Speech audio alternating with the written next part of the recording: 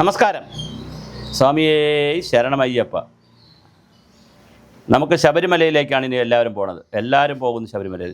പിണറായി വിജയൻ 41 ദിവസത്തെ വ്രതം താടി വളർത്തി അടിപൊളിയായി. അദ്ദേഹം താടിയൊന്നും വളർത്തുന്ന ആളല്ല, പക്ഷേ ഇനിയിപ്പോൾ താടിയൊക്കെ വളർത്തി മാലയൊക്കെ ഇട്ട് സമ്പൂർണ്ണ വ്രതമെടുത്ത് അദ്ദേഹം ശബരിമലയ്ക്ക് പോകുന്നു. വാസവൻ ആൾറെഡി താടി വളർത്തി കഴിഞ്ഞു. വാസവൻ പകുതി വരെയൊക്കെ ഇങ്ങനെയൊക്കെ അയ്യപ്പനെ വെച്ച് തുടങ്ങി. ഇനിയിപ്പോൾ ഇങ്ങനെ വയ്ക്കാൻ കുറച്ച് സമയം വേണ്ട. ഇങ്ങനെ ഇതുവരെയൊക്കെ ആയി കഴിഞ്ഞു. താഴെ തുടങ്ങി ഇതുവരെ ആയി, ഇങ്ങനെയായി. ഇനി ഇങ്ങനെ വയ്ക്കണം. അത്ര വ്യത്യാസമുള്ള അയ്യപ്പനെ സംബന്ധിച്ച്, അല്ലെങ്കിൽ വാസവനെ സംബന്ധിച്ച്.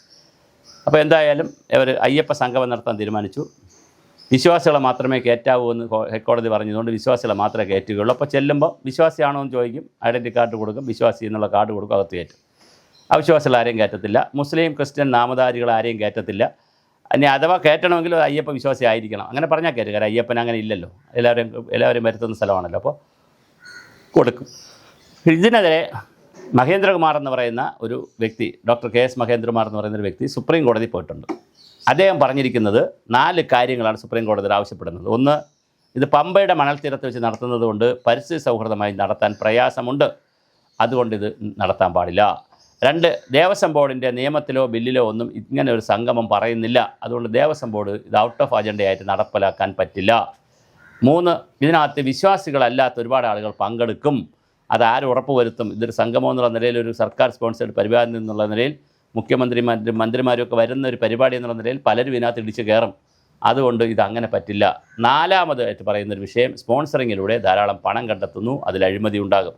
ഇങ്ങനെ ഒരുപാട് വിഷയങ്ങൾ ഏർപ്പെടുത്തിയിരിക്കുന്നത് കൊണ്ട് എങ്ങനെയാണിത് മുന്നോട്ട് പോകുക നമുക്കറിയില്ല. എന്തായാലും സുപ്രീം കോടതി വരെ എത്തി നിൽക്കുകയാണ്.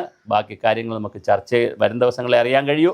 നാളെയാണ് സുപ്രീം കോടതിയിൽ കേസെടുക്കുന്നത്. നാളെ എന്ന് പറഞ്ഞാൽ 15-ാം തീയതി. കാര്യം വീഡിയോ അടുത്ത ദിവസങ്ങൾ ആരെങ്കിലും കണ്ടാൽ പിന്നെ പ്രശ്നമുള്ളൂ. 15/9/2028 തിങ്കളാഴ്ച ആണ് ഈ കേസ് സുപ്രീം കോടതി എടുക്കുമ്പോൾ എന്താണ് വിധി പറയുക നമുക്കറിയില്ല. എന്തായാലും അയ്യപ്പനെ അവസാനം സുപ്രീം കോടതി കയറ്റിയിരിക്കുകയാണ്. നേരത്തെ ഒരിക്കൽ സ്ത്രീകളുടെ വിഷയത്തിൽ അയ്യപ്പൻ സുപ്രീം കോടതി കയറിയതാണ്. അന്ന് സുപ്രീം കോടതി സ്ത്രീകൾക്ക് അനുകൂലമായ വിധി പ്രഖ്യാപിച്ചുവെങ്കിലും ഇതുവരെ നടപ്പിലാക്കാൻ പറ്റിയിട്ടില്ല. അപ്പോൾ വീണ്ടും അയ്യപ്പൻ എയറിലായിരിക്കുന്നു.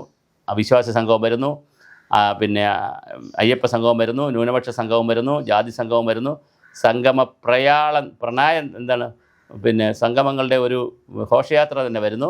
ഇനി നമ്മൾ മറ്റേ പ്രയാഗ്രാജിലൊക്കെ നടക്കുന്ന പോലെ, അല്ലെങ്കിൽ ഹരിദ്വാറിലൊക്കെ നടക്കുന്ന പോലെ ആണ്ടുതോറും നമുക്ക്, അവിടെ ആണ്ടുതോറും ഇല്ല, നമുക്ക് വേണമെങ്കിൽ ആണ്ടുതോറും വിശ്വാസി സംഗമങ്ങളും അയ്യപ്പ സംഗമങ്ങളും ജാതി സംഗമങ്ങളും നടത്താം.